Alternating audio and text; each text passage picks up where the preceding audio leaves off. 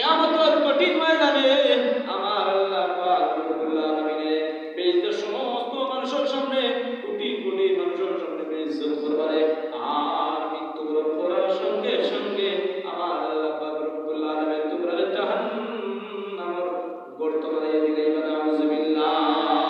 কবর যদি কবরে জিন্দেগির মধ্যে আপনি আমি যদি শান্তির জিন্দেগি করতাম চাই, মৃত্যুবরণ করার পরে কবরের জিন্দেগিটা যদি আপনার আমার শান্তির জিন্দেগি করতাম চাই গো, তাহলে দুনিয়ার জিন্দেগির মধ্যে ঈমান এবং আমল নিয়া কবরের মধ্যে যাইতে হবে।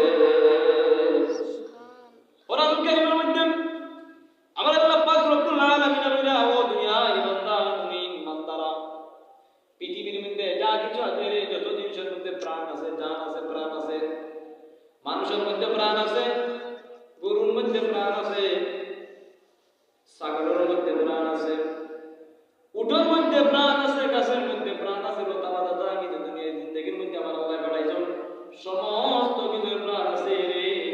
কারণ সমস্ত কিছু একদিন মৃত্যুর স্বাদ গ্রহণ করতে হইব। কিভাবে? গাছটার যে জোর কাটিল এটা বাঁচবে না। তাফসীরে কিতাবের মধ্যে আনছেন পৃথিবীর মধ্যে যত জিনিসের মধ্যে প্রাণ আছে, যত জিনিসের মধ্যে প্রাণ আছে, জান আছে রে, সমস্ত কিছু একদিন মৃত্যুর স্বাদ গ্রহণ করতে হইব। কুল্লু নাফসিন যায়িকাতুল মাউত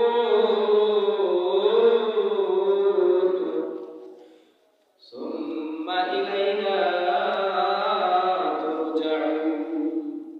কালামুল্লাহ শরীফের মধ্যে হইলাম পৃথিবীর মধ্যে যত জিনিসের প্রাণ আছে, জান আছে রে, সব কিছু একদিন মৃত্যুর স্বাদ গ্রহণ করতে হইব। মানুষের ভিতরে প্রাণ নাই, মানুষের ভিতরে যত সময় রূহ থাকে, মানুষ থাকে জিন্দা, আর মানুষের ভিতরে সময় রূহটারে বাহির করে নেওয়া হয়ে যায়, মানুষ হয়ে যায় মুর্দা। দুরূদ শরীফ বলে সাল্লাল্লাহু আলা মুহাম্মদ সাল্লাল্লাহু আলাইহি ওয়াসাল্লাম, সাল্লাল্লাহু আলা মুহাম্মদ সাল্লাল্লাহু আলাইহি ওয়াসাল্লাম। গভীর মনোযোগ, বৃদ্ধ বাবারা, পর্দার আড়ালে অত্যন্ত শ্রদ্ধেয় মা বোনেরা, লক্ষ্য করে শুনো গো, ভালো করে বুঝো।